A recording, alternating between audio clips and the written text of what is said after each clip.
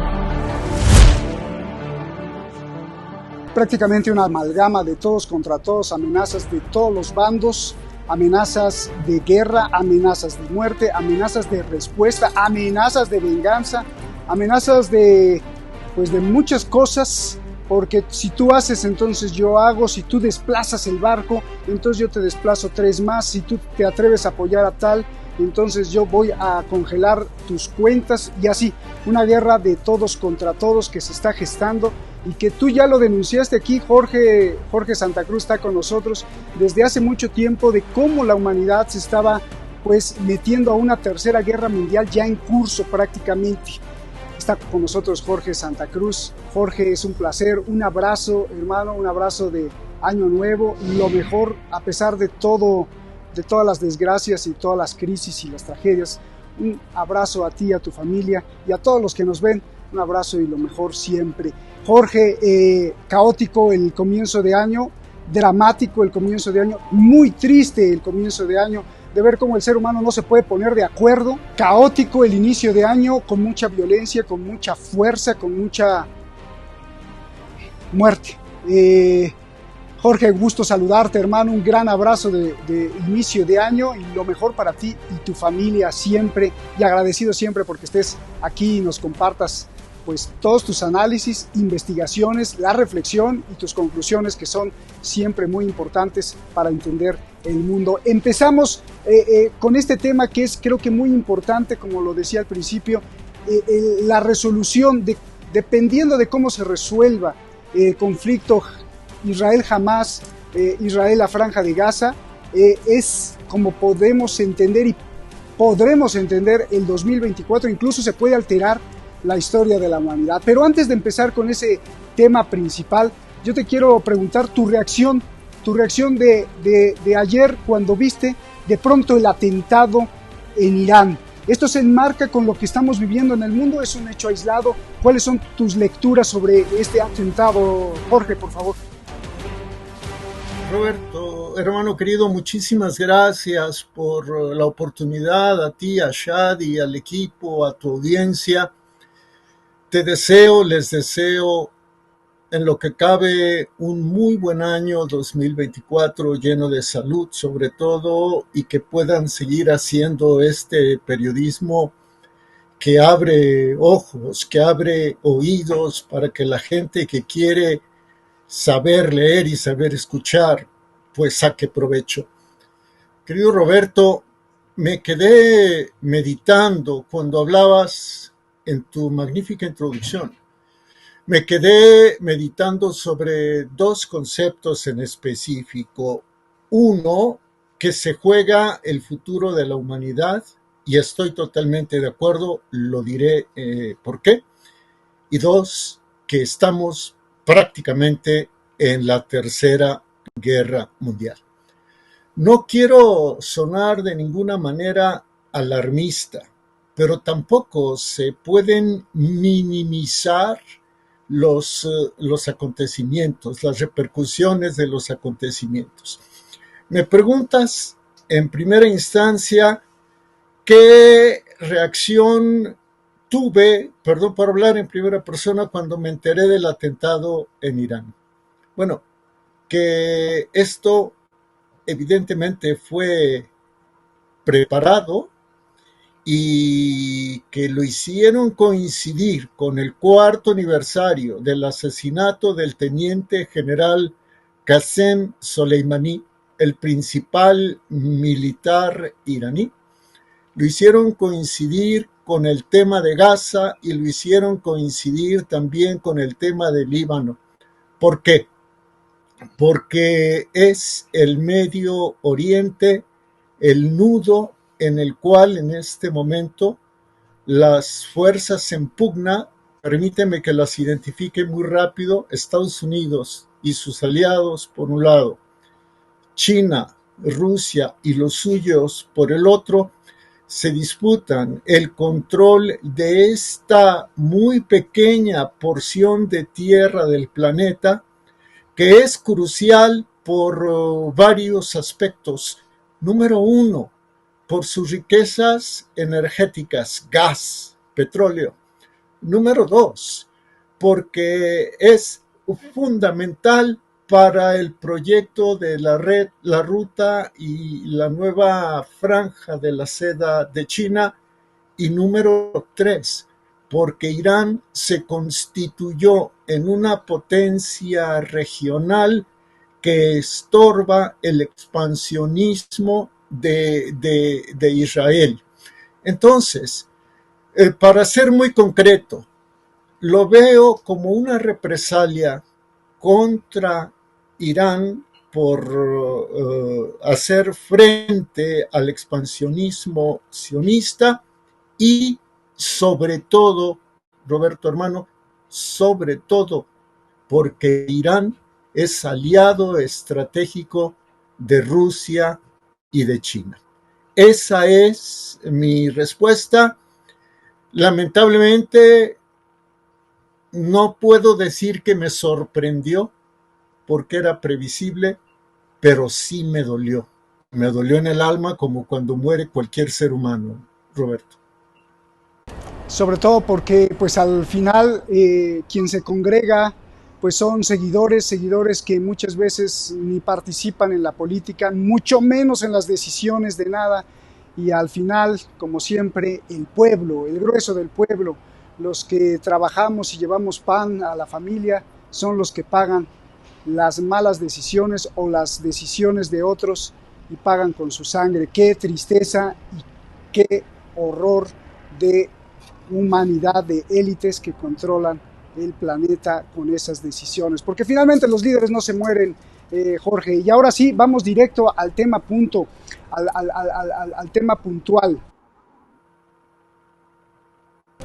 Sí, Claro que, mira, gracias, Jorge. El tema puntual es qué va a pasar, cuáles son tus consideraciones, proyecciones, si les queremos llamar, para el 2024 de lo que pasará con el conflicto Gaza-Israel.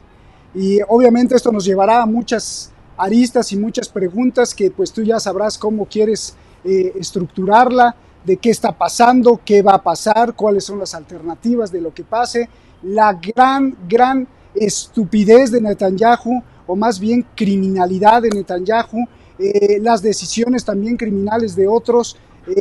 Es todo tuyo el programa, Jorge. querido Roberto, gracias.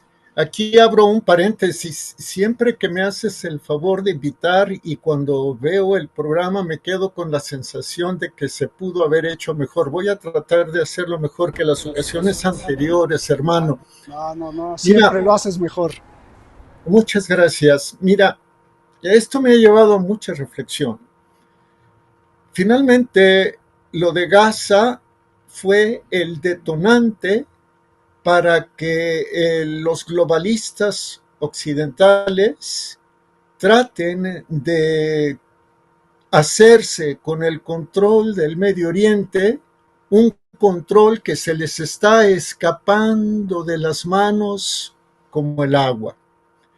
Y Gaza, por otro lado, está en una región que es crucial para China, potencia que mencionaba tu servidor hace un rato, porque mira, China importa el 50% de su petróleo y de su gas del Medio Oriente. Así de ese tamaño. Entonces, si Israel, si Estados Unidos y sus aliados, hablemos del Reino Unido, de Francia, de la OTAN, etcétera, le cierran la llave del petróleo del Medio Oriente a China, imagínate la repercusión que tendría esto en la planta productiva de China, que está en plena carrera para disputarle la hegemonía económica mundial a los Estados Unidos. Si te quitan el 50% de la energía, pues te pegan y te pegan bastante fuerte, ¿no?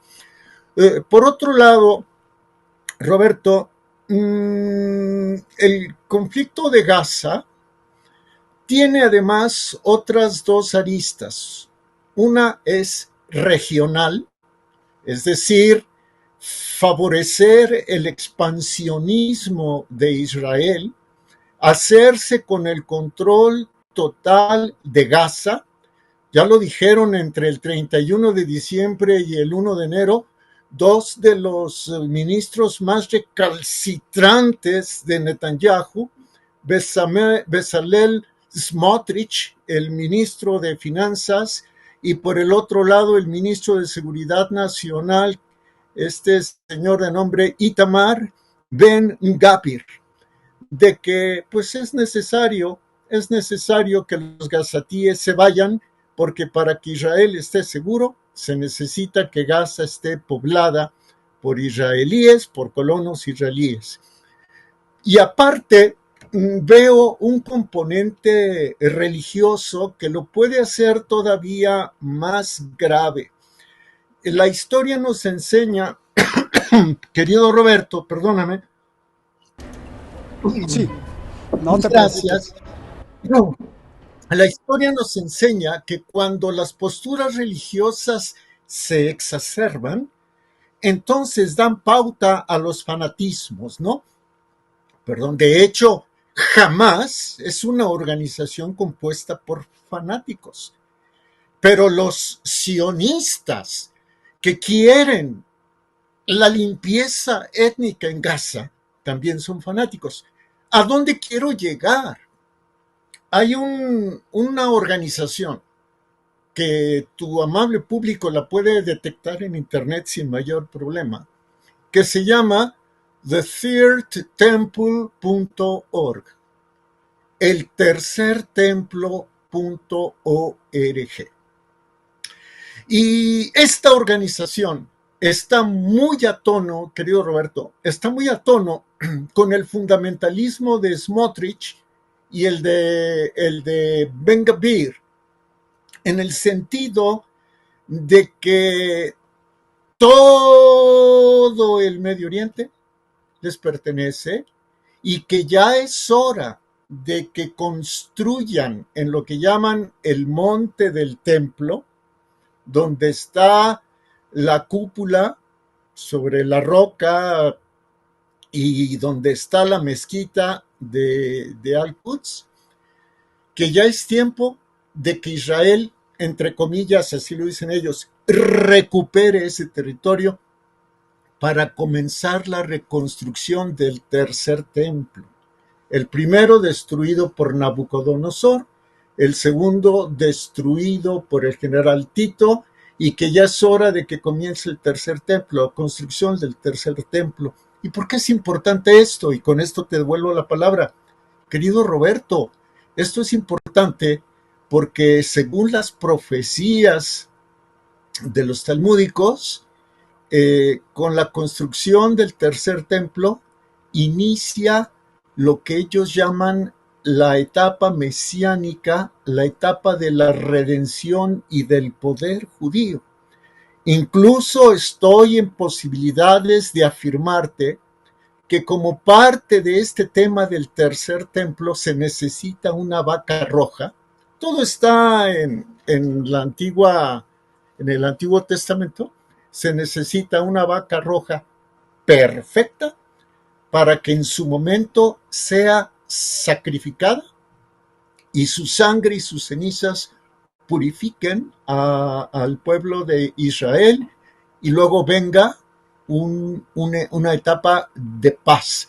No da tiempo de leerte lo que dicen ahí, pero hablan de que prácticamente sería una especie de religión universal.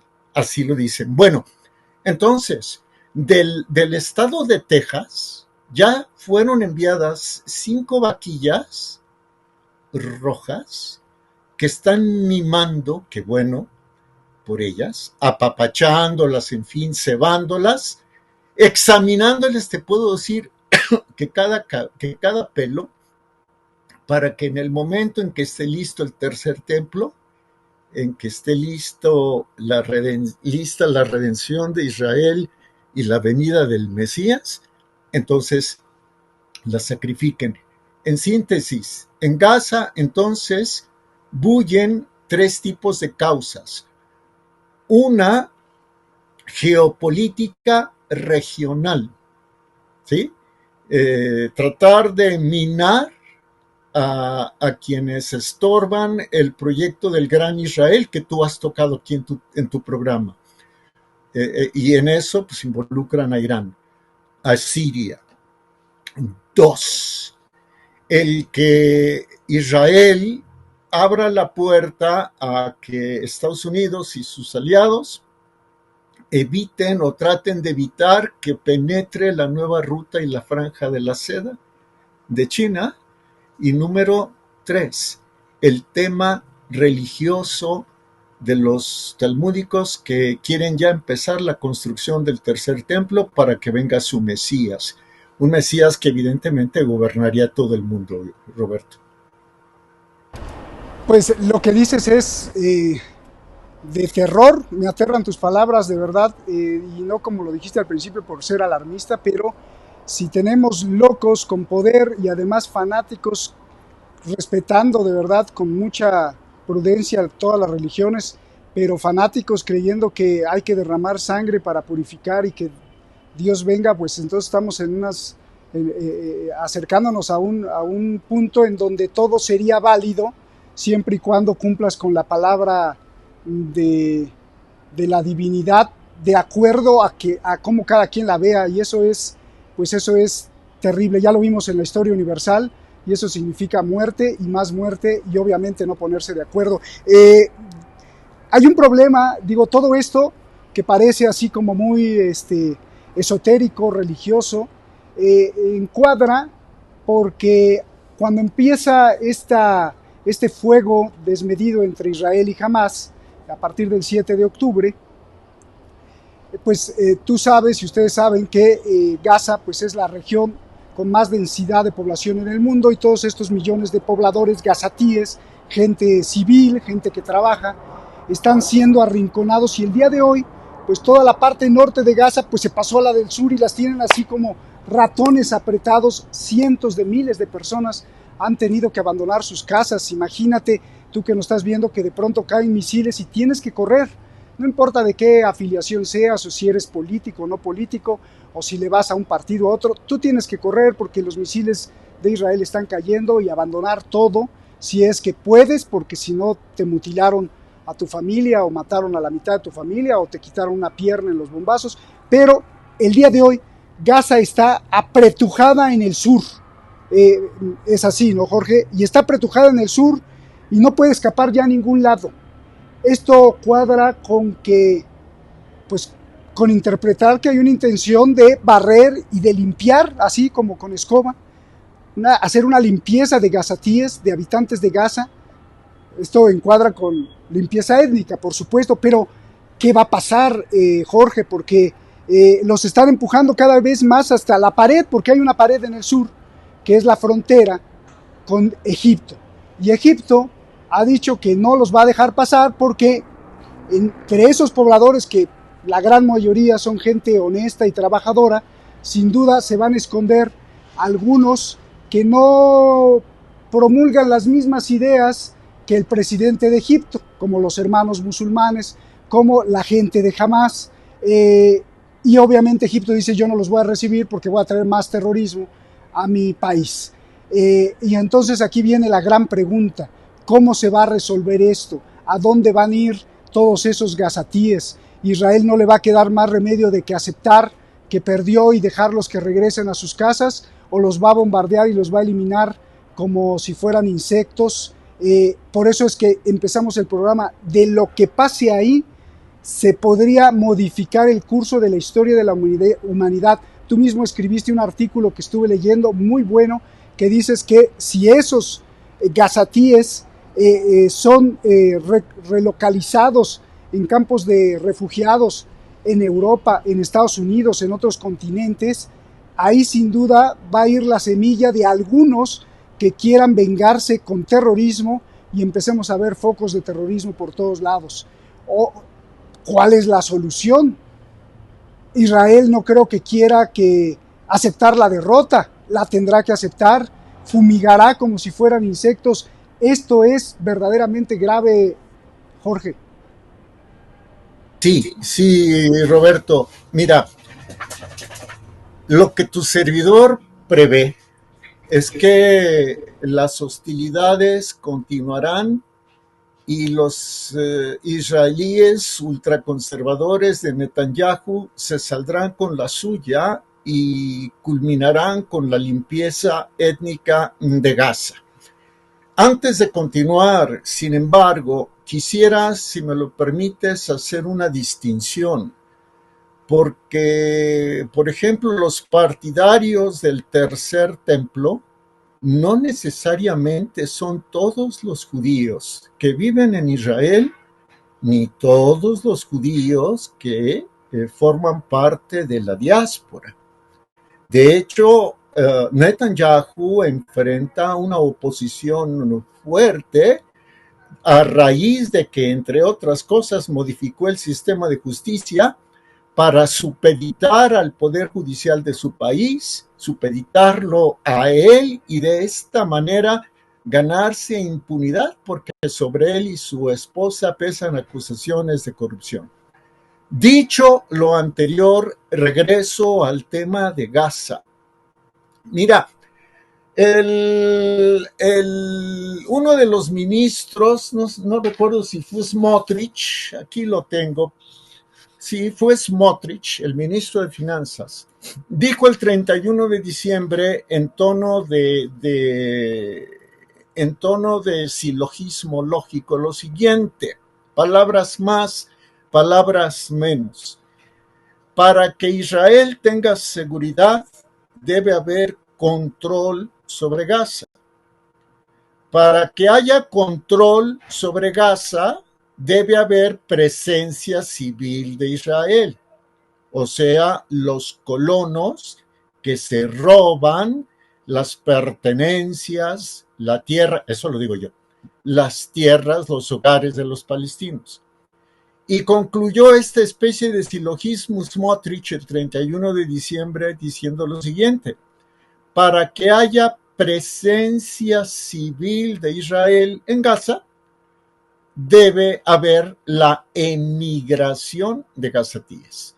O sea, que en el plan de Israel y obviamente de sus aliados, de Estados Unidos, del Reino Unido, de Francia, que han tenido las manos muy metidas ahí siempre, de lo que se trata es de sacar a los gazatíes. El 25 de diciembre, lo recuerdo muy bien, pues será la Nochebuena en México. El 25 de diciembre, bueno, no la Nochebuena, la Navidad.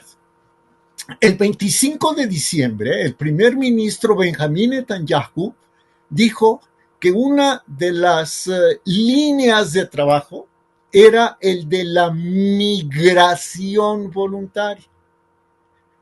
¿Y cómo no lo iba a decir si lo acabas de mencionar, querido Roberto, y es un dato oficial incluso de este organismo que sirve para nada, que es la ONU, por lo menos para los gazatíes, etcétera, el 85%, el 85% de los habitantes de Gaza, que son entre 2.2 y 2.3 millones de personas, fueron obligadas a desplazarse hacia Egipto, hacia el puente de Rafah. Muchos de ellos ya no tienen casa ni la volverán a tener. Entonces, fíjate qué sencillo. Oye, no tienes casa, no tienes trabajo, la economía está deshecha. ¿Sabes qué? Pues vete, te dejamos ir. Pero no se te olvide que los que se queden aquí van a necesitar divisas, van a necesitar remesas. Y esas remesas las vamos a administrar nosotros a través de nuestros bancos. De hecho,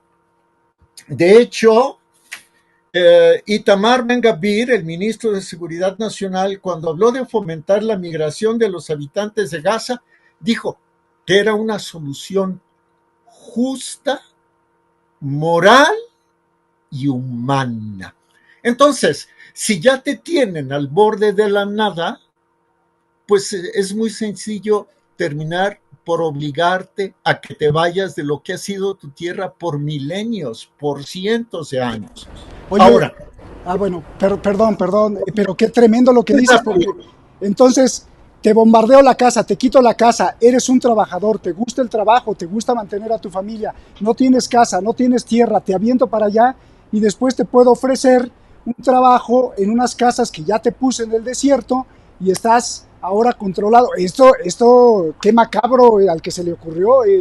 Y seguramente tú escribiste también que estaba Soros detrás. No sé, perdón por haberte interrumpido, Jorge. Hermano, sigue. no, muchísimas gracias, Roberto. Sí, mira, me traje notas para tratar de ser más asertivo. Mira, El plan es ese, y ojalá y enseguida te pueda dar el nombre de uno de quienes lo han publicado, porque el plan existe incluso por escrito, ¿eh? Pero, a ver, no solo es Gaza, porque ¿dónde, querido Roberto, y tú conoces mejor que creo que los que estamos aquí reunidos en torno tuyo, tú conoces dónde está la mezquita de Al-Quds y la cúpula sobre la piedra, no el domo? ¿De acuerdo? Y lo digo con todo respeto. Yo soy cristiano, soy católico, pero lo digo con todo respeto.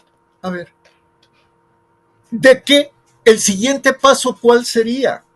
Hacerse con el control absoluto de Cisjordania. Y teniendo el control de Gaza, y teniendo el control de Cisjordania, y teniendo ya las embajadas occidentales en Jerusalén, el siguiente paso sería decirle a Jordania, ¿sabes qué, Jordania?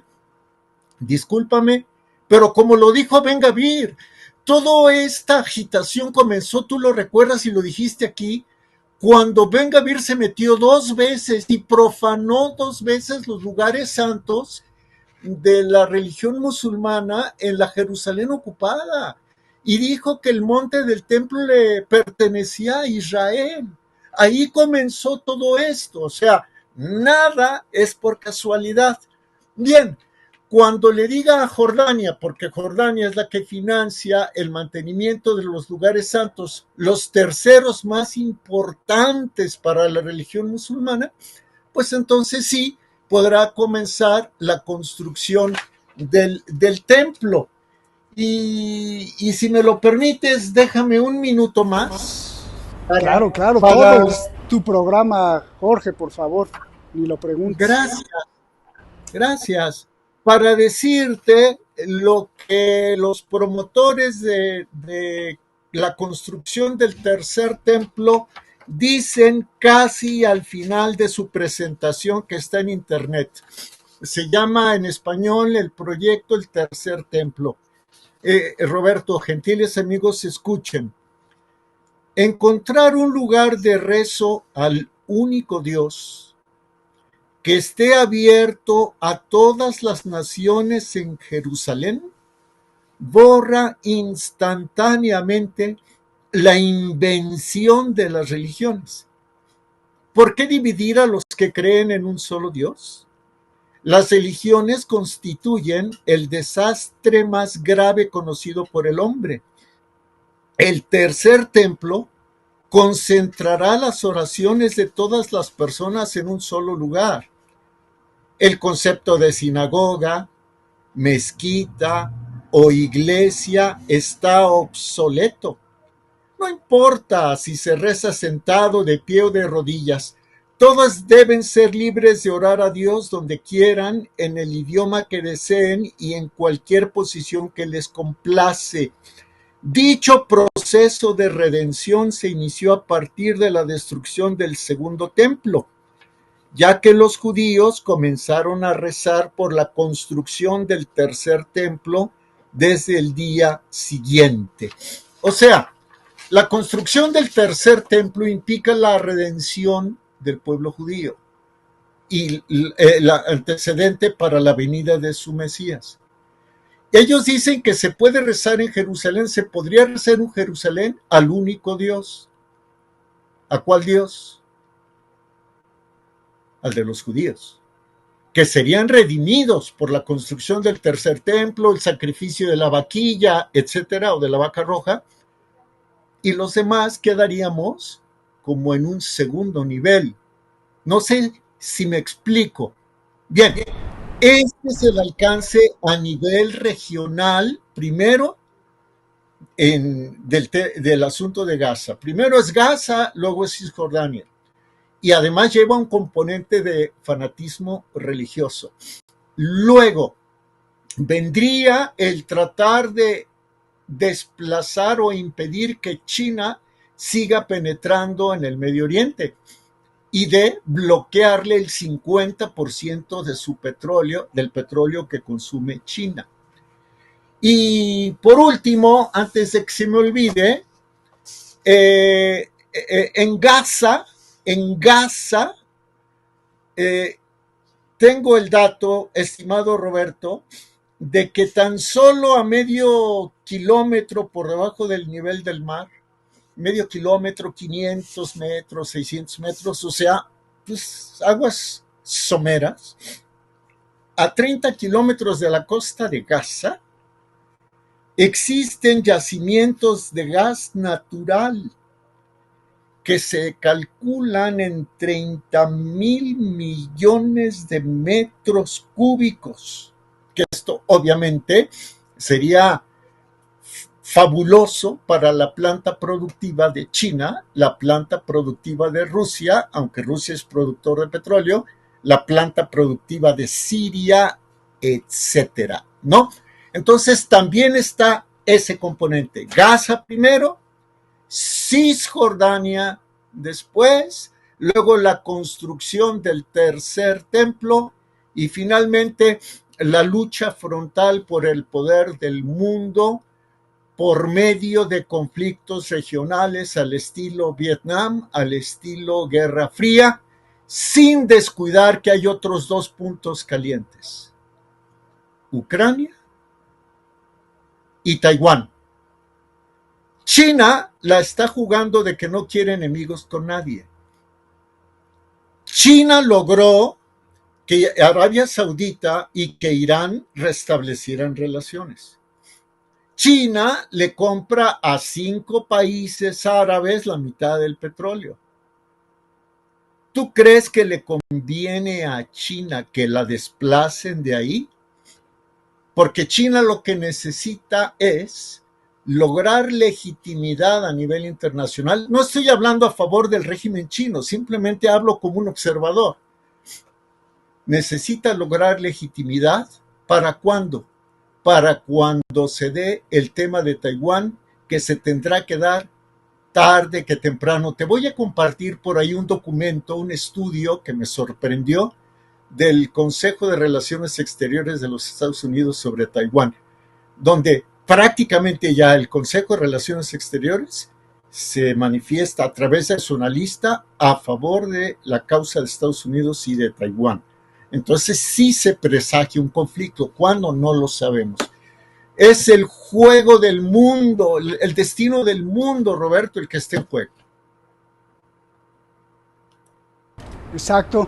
¿Y qué cierre le diste para, con solo hechos, porque luego hay gente que dice, no, están especulando, no, estás mencionando hechos y con los hechos poder ir hilvanando cosas que obviamente pues no sabemos, porque eso pertenece a las inteligencias de Israel, de China, de Estados Unidos, de Rusia, de Irán, pero con los hechos podemos apuntar muchas cosas como lo que estás haciendo. Para no quitarte el tiempo, tengo dos dudas desde el 7 de octubre, 3 dudas, pero 2 muy importantes desde el 7 de octubre, cuando empezó esta invasión de Hamas a Israel y luego la respuesta de Israel de prácticamente holocausto contra todos los palestinos. Yo tengo ahí 2 dudas que no he podido resolver y me gustaría planteártelas nuevamente, Jorge, para que pues me des tu apreciación. Esto que estamos viendo a nivel geopolítico, pero no regional, sino global, pues obviamente conviene a Estados Unidos, porque con ello trata de frenar la influencia, por ejemplo, del eje de la resistencia, encabezada por Irán, Hezbollah, en el Líbano, Siria, y este bloque que podría representar un poco los intereses de los aliados de China y de Rusia, y darle un alto.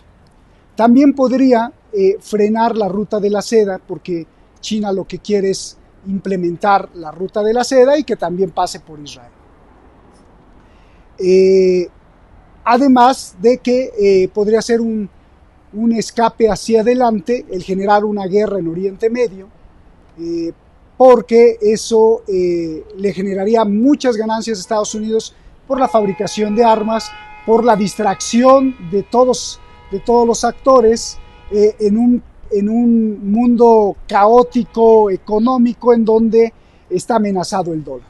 me queda claro que Estados Unidos podría tener mucho, no interés, sino mucha mano en todo lo que estamos viendo en Oriente Medio. Pero ahora déjame ir del otro lado. Israel no tiene ningún empacho, ningún problema de negociar con China. Israel no tiene ningún problema con dejar a China que avance. Tan es así, no es mi opinión, sino son los hechos. En los últimos 10 años, Israel ha dejado que China, le ha vendido a China el poder de comerciar, de apropiarse, de tener en sus manos, de inyectar capital, y prácticamente el puerto israelí de Haifa es de los chinos ahora. Entonces, este es un hecho muy importante, con lo cual nos muestra que Israel no tiene ningún problema con que China se meta hasta el corazón de Israel. 2. Hay que recordar que Capital Sionista, parte de Capital Sionista, levantó a China con la idea de Kissinger viajando en 1900, en los 70s, para reconstruir o darle el impulso a China, pero mucho del capital sionista fue el que empoderó al Partido Comunista Chino y a la economía china. Es un hecho. 3. ¿Qué necesita China para instaurar la ruta de la seda? ¿Qué se necesita para que haya vías comerciales? ¿Qué se necesita para que haya un fluido de transporte marítimo, terrestre o aéreo, cualquier tipo de transporte que lleve comercio? ¿Qué se necesita? Se necesita seguridad, se necesita paz. Hecho 3 hizo que Arabia Saudí, declarado acérrimo rival, Satanás de Irán, por Irán, se sentaran y se dieran la mano, porque necesita seguridad y paz. ¿Qué hizo China? Que los hutíes, que decían que iban a eliminar a los saudíes, que Satanás era el mismo Bin Salmón, el príncipe Bin Salmón, y que jamás, porque esto ya era una guerra religiosa declarada, pues jamás habría un abrazo, un beso. Bueno, pues hizo que Bin Salmón y los hutíes se dieran la mano y se abrazaran y se sentaran. Eso hizo China. ¿Por qué? Porque necesita paz para el comercio. Entonces mi pregunta, Jorge, ¿qué pasaría si Israel, en su locura genocida criminal, borrara del mapa Gaza y estableciera ahí casitas con colonos israelíes, edificara una parte más de Israel como Haifa? ¿China podría hacer comercio por ahí? ¿Tendría algún problema China, como tuvo algún problema en Haifa? No tuvo problema. ¿Israel tendría algún problema con dejar a China establecerse ahí?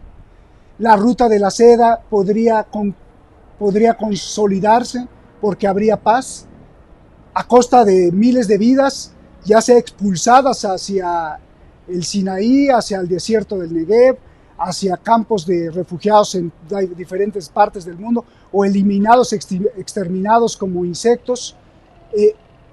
Pero ¿podría establecerse ahí? ¿Tendría algún empacho?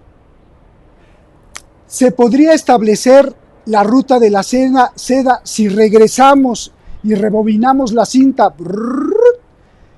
en donde están entrampados Hamás e Israel, Hamás lanzándole misiles, Israel exterminándolos, y así como en los últimos 15 años, en constante fuego? ¿Eso le convendría a China para instaurar podría China instaurar ahí la ruta de la seda con una efervescencia de violencia entre Israel y Hamás? Jorge. Haces, mi querido Roberto, una serie de preguntas que quisiera con el alma tener la oportunidad de contestarte con toda certeza. Lo único que puedo hacer son proyecciones, es lo único, proyecciones basadas en hechos, ¿no? Bien, efectivamente, China se levantó gracias al capital sionista. El papel de Henry Kissinger fue fundamental. Kissinger, recién fallecido, hizo 100 viajes, 100 viajes. Él murió a los 100 años, 100 viajes a China, ¿no? En China es, llamémosle, digámoslo así, venerado. Exactamente. Pero, Roberto, tuve la oportunidad de tomar una maestría en humanidades. Y en esa maestría, en el módulo de historia contemporánea, la profesora nos decía lo siguiente: en Israel hay quienes se consideran el pueblo elegido,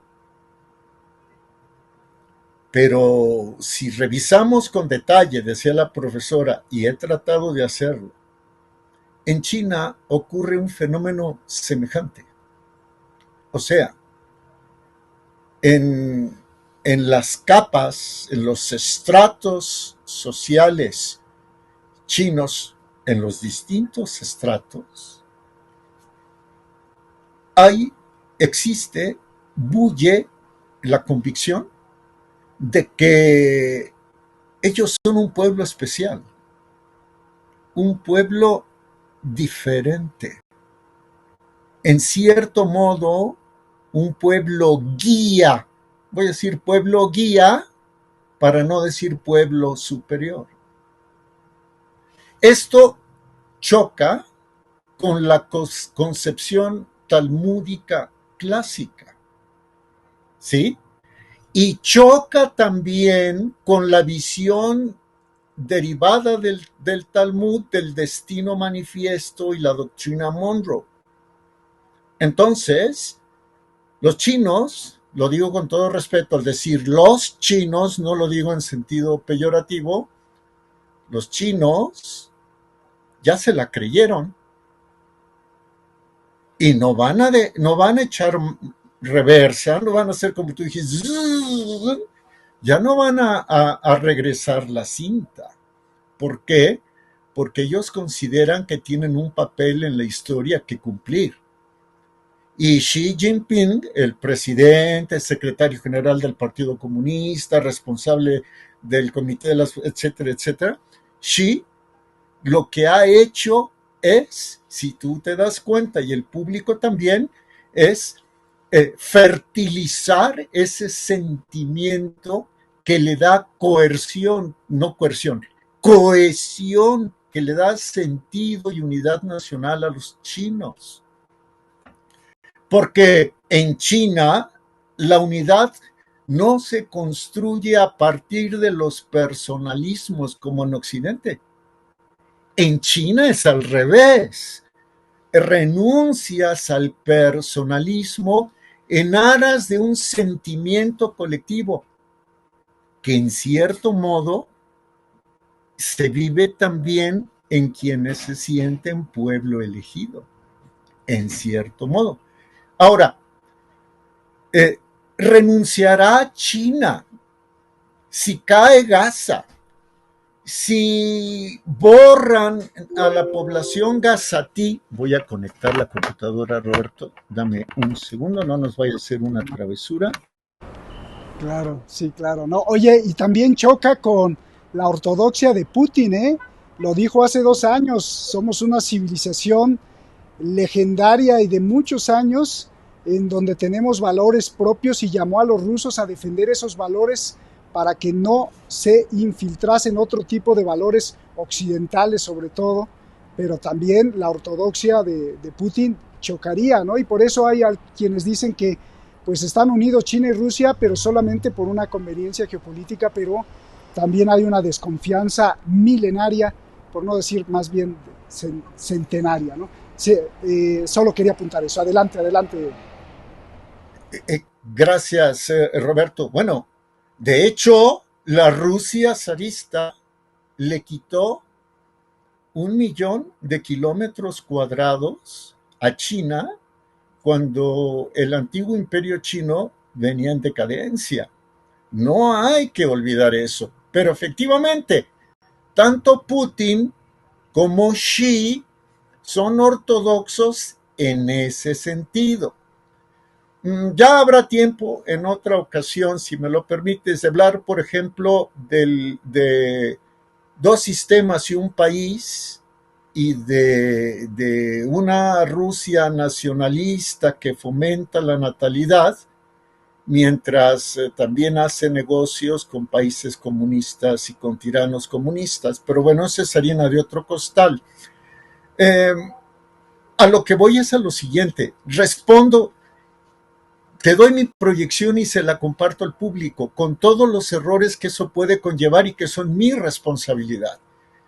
China no va a renunciar a su papel de encabezar el segundo polo, por lo menos en este planeta, a reserva de lo que haga India.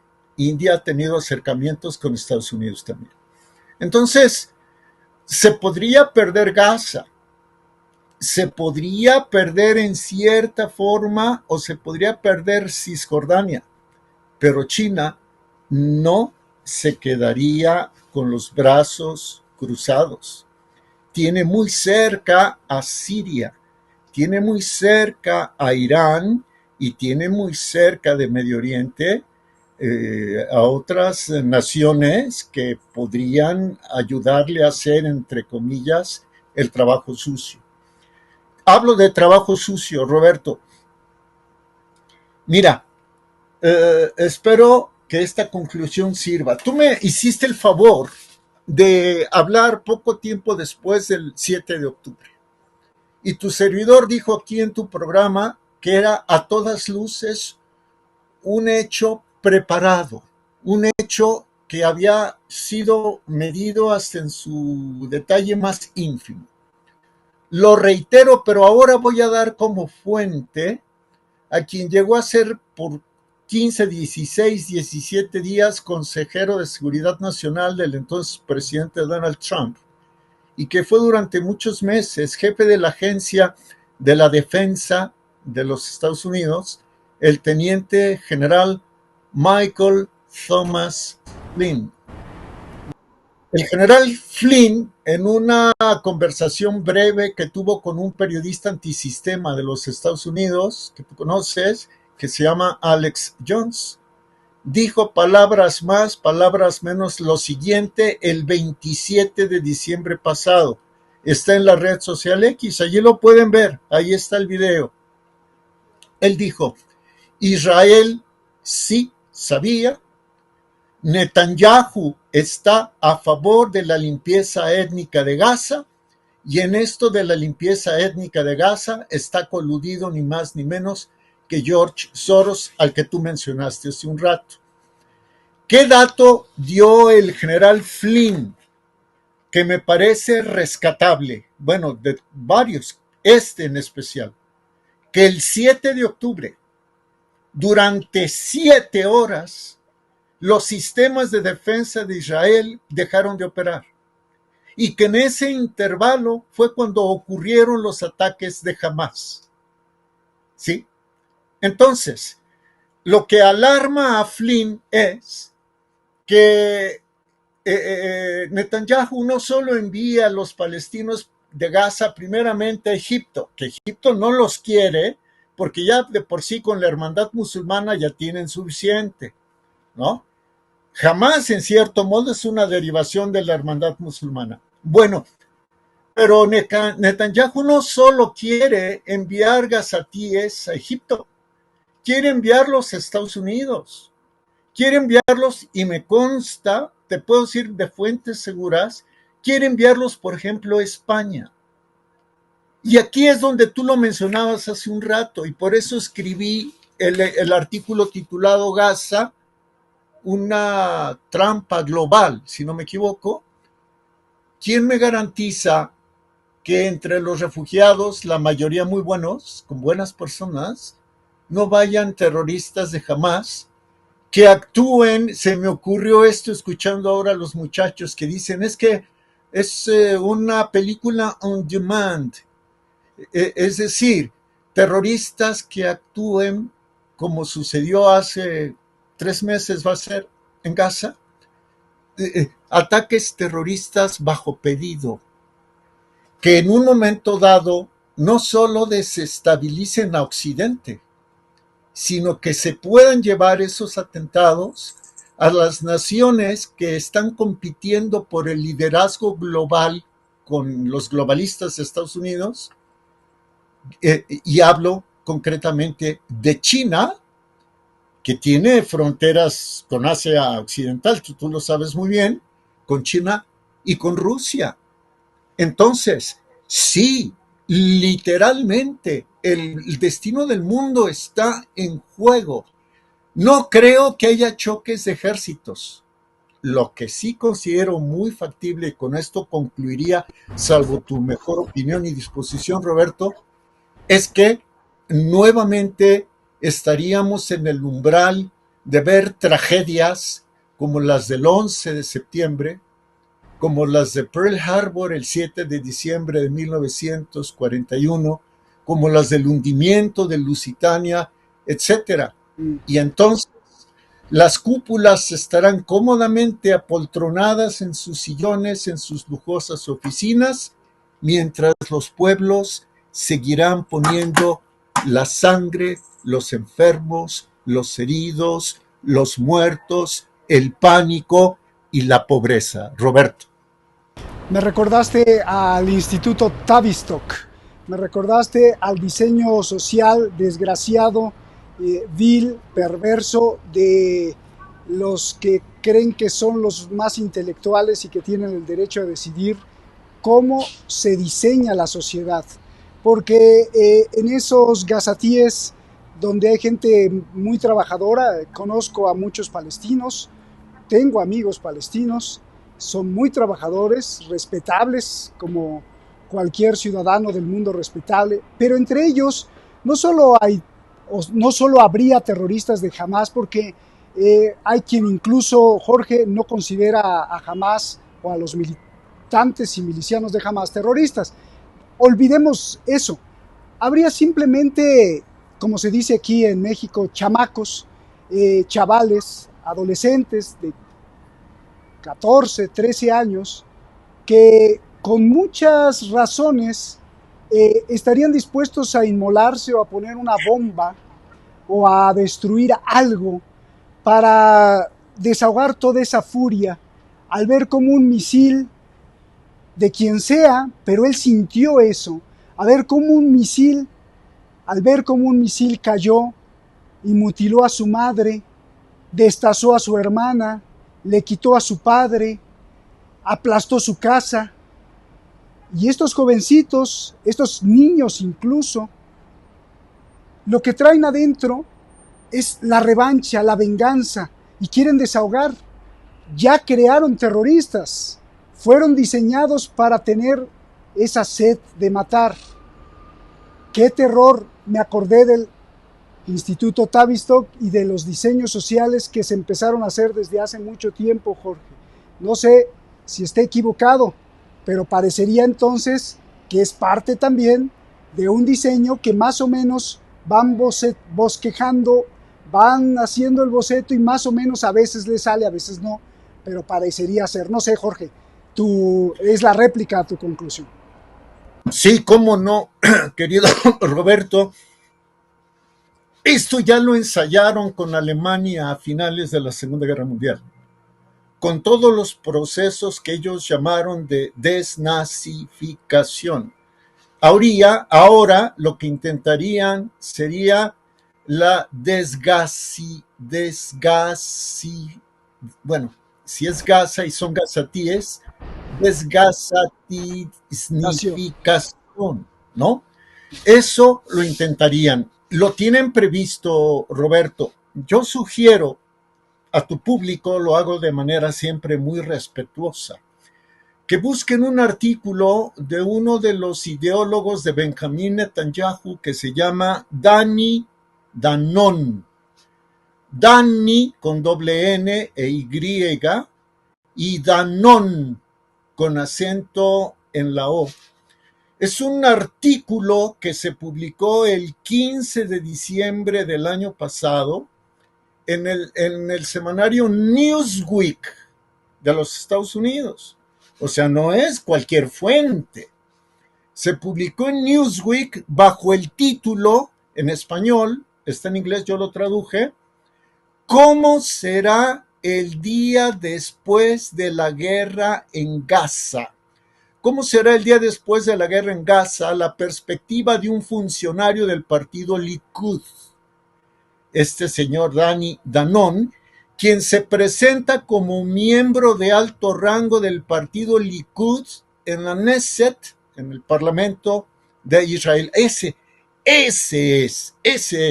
Bien, Dani Danon hace una propuesta que se basa en 5 puntos fundamentales. Roberto, el número 1, desmilitarizar completamente Gaza, garantizando la eliminación de todos los elementos terroristas, incluidas las armas, municiones y cohetes, y cualquier otra infraestructura relacionada con el terrorismo.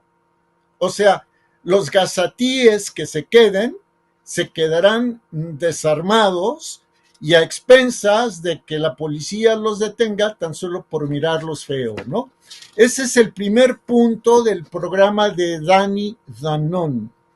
El segundo, y esto me hizo recordar también el experimento de Corea y un poco de Vietnam. Dice, en segundo lugar, antes de que se complete la desmilitarización de Gaza, Israel creará una zona de seguridad de 3 kilómetros de longitud.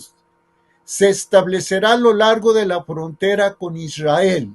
No habrá entrada a esa zona, que estará estrictamente prohibida a todas las partes. O sea, Israel de entrada le quitaría una franja de 3 kilómetros a Gaza. Sería, desde mi punto de vista, el primer avance de quitarle a Gaza. Luego, fíjate, Roberto, en tercer lugar, se actualizará el cruce de Rafah en el lado de Gaza para incorporar nuevas tecnologías y capacidades. Te estaremos viendo. Este cruce será supervisado por fuerzas internacionales, incluido Israel, para evitar la entrada de municiones ilegales, armas y materiales relacionados con el terrorismo en Gaza. O sea, Israel, juez y parte. Y luego viene lo que tú dices. En cuarto lugar, ofreceremos a los habitantes de Gaza la opción de la inmigración voluntaria. Ofrecer a los habitantes de Gaza la opción de trasladarse a otros países dispuestos a aceptarlos aliviará potencialmente la tensión económica y contribuirá a la recuperación de Gaza mediante la inyección regular de divisas a los miembros de las familias que permanecen en Gaza. Los echamos, pero mandan dinero para que ustedes se hagan cargo de la economía de las familias de Gaza. Les quitamos la tierra, pero ustedes van a sostener a sus familias. Y por último, ahora sí concluyo con lo que tú decías. O sea, tienes razón. Te puedo interrumpir en ese último, que no se te olvide qué vas a decir. Que no se te olvide qué vas a decir, porque quería interrumpirte. Ahí en ese cuarto me quedé pensando en el Partido Socialista Obrero Español. El señor Pedro Sánchez, qué casualidad que aterrizó en Rafah y estuvo ahí como defendiendo a los palestinos. ¿No será que ya le dijeron, puede ser que recibas palestinos, gazatíes? Qué curioso, ¿no? ¿Cómo es todo tan macabro? Perdón, cierro el paréntesis. Ahora sí, el quinto punto. Antes de ir al quinto punto, oye, tengo personas conocidas en Irán, tú lo sabes. Esas personas con las cuales ya prácticamente no tengo mayor contacto porque abiertamente dije, jamás está al servicio de Israel, por lo menos eso sospecho y no quiero causar problemas. Roberto, esas personas me enviaron felicitaciones de Navidad. De Navidad. El canciller iraní hizo extensivo una felicitación de Navidad al pueblo de España, mientras que Pedro Sánchez solamente dijo felices fiestas. No es el hecho, es el significado del hecho. Y ahora sí, Roberto, me voy al último punto. Este artículo es de Danny Danon, publicado en Newsweek el 15 de diciembre de 2023. Ahí está. Dice, por último, la revitalización económica de Gaza depende de una renuncia inequívoca a la incitación y al terrorismo. O sea, es modelar las mentes de los que se queden en Gaza. Es Tavistock 2024, ¿sí? ¿Cómo le van a hacer con el niño que vio perder a toda su familia por un bombardeo israelí contra un hospital? ¿Sí me explico? A Claro. ese lo pueden enviar afuera, a otro país. Exacto. Dice entonces, se debe establecer, fíjate qué curioso, se debe establecer un marco internacional integral que incluya a los países de la región y a la comunidad internacional en general. O sea, las monarquías del Golfo se tienen que sumar a esto, que para ello Trump abonó el terreno con los acuerdos de Abraham, ¿sí? Aunque ahora los oficios chinos, como tú lo señalaste, avinieron a Arabia Saudita y a Irán. Es un choque ya del nuevo modelo, por lo menos bipolar, habrá que ver la India, etc. Ahora, fíjate, dice, se debe establecer un marco internacional integral. Qué curioso que Israel no reconoce el Estatuto de Roma, no reconoce a la Corte Penal Internacional, pero habla de un acuerdo internacional, cuando me conviene. Sigo. Con un mandato internacional, ¿te suena a finales de la Segunda Guerra Mundial? Alemania, Europa del Este, incluso Europa Occidental, con un mandato internacional, este marco supervisará la gestión de todos los aspectos civiles. Alemania posguerra. Y no estoy haciendo apología de ninguna ideología, estoy simplemente señalando hechos. Dice, con un mandato internacional, este marco supervisará la gestión de todos los aspectos civiles, como la salud, la educación y la aplicación de la ley, con especial énfasis en la construcción de un nuevo sistema educativo libre de odio e incitación.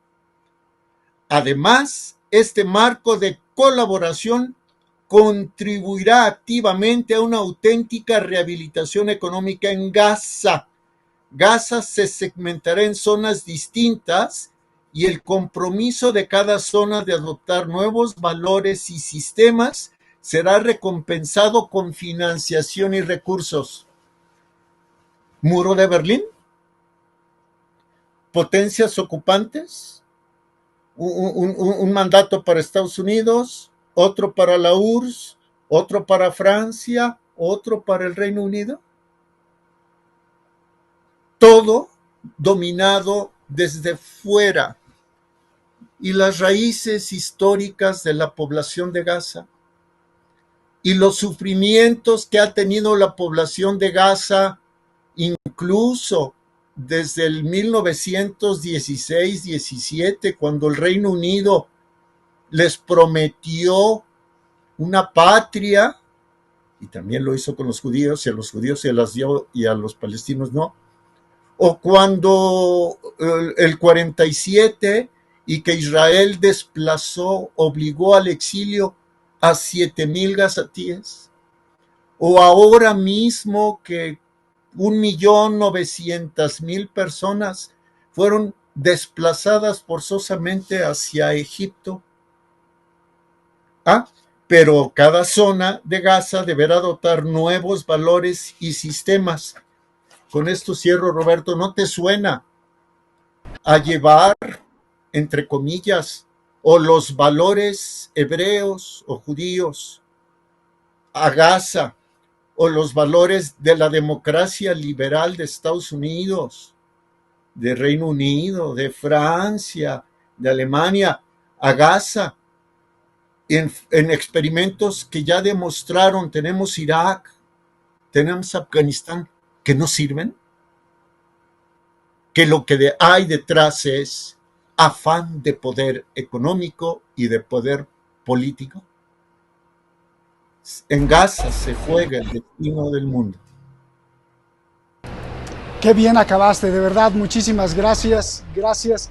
Eh, Recuerdo ahí entre el 2010 y el 2020 una investigación que después fue como borrada del mapa, de cómo agentes encubiertos del FBI buscaban a chavos, a chamaquitos, a adolescentes, a niños, a chavales en desgracia, con problemas psicológicos, y los animaban y los financiaban para hacer ataques terroristas dentro de Estados Unidos. Por ahí búsquenla, está como que fue borrada del mapa, pero esto se replica y el modelo pues está presente. Qué triste y qué triste. Siempre tengo que usar esa palabra, qué triste y lamentable es ver cómo una facción de la humanidad, que se dice humanidad, comete estas atrocidades. Y ahí están muchos, Jeffrey Epstein y su lista que acaba de salir con más nombres y todo, pero bueno. Jorge, pues te agradecemos mucho. Me gustaría que escogieras solo una palabra para despedir el programa. ¿Y por qué escogiste esa palabra? Es difícil este ejercicio de abstracción porque tienes que apretujar todo y sintetizar, y escoge una palabra, la que sientas, la que te venga del corazón, y nos vamos. Gracias, Jorge, por favor. Sí, como no, la palabra sería esperanza. Y digo por qué. El bien es perfecto. El mal es imperfecto. Por lo tanto, el mejor de los cálculos del mal puede rayar en la imperfección, y los seres humanos podemos capitalizar esa imperfección para evitar que nos pongan más esposas, para evitar que nos tengan en un campo de concentración digital cada vez más grande, y para tratar de evitar que 2 millones de gazatíes, 2,200,000 sean echados, sean despojados, en lo que sería un paso adelante en la construcción de lo que pretenden ellos ser el nuevo orden mundial unipolar. Y con esto no quiero decir que esté de acuerdo con la conducta social, el control social de China, por ejemplo, o que esté de acuerdo con algunas inconsistencias del presidente Putin. Simple y llanamente creo que todos en nuestra alma tenemos inscrito qué es el bien, qué es el cumplir con el deber, qué es conducirnos con base en la recta razón, de tal suerte que el principio de la sindéresis nos ayudará. Haz el bien y evita el mal. Roberto. Por lo menos entender que dejar que la vida se extienda, dejar que la vida se manifieste, pues debería ser una estampa aquí, un principio básico en el corazón de todos los seres humanos sobre el egoísmo individual.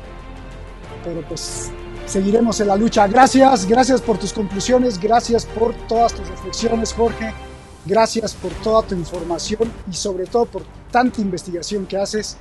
Felicidades a ti, a tu familia, hermano, eso te lo digo afuera de cámaras y dentro de cámaras, en público y en privado. Muchísimas gracias de verdad, con el corazón, y gracias porque siempre estás levantando la voz.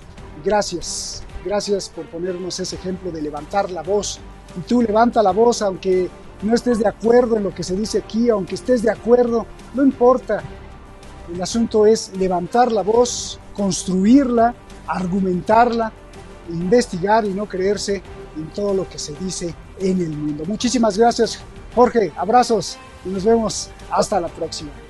Buenas noches, buenos días o buenas tardes en cualquier parte del mundo. Gracias.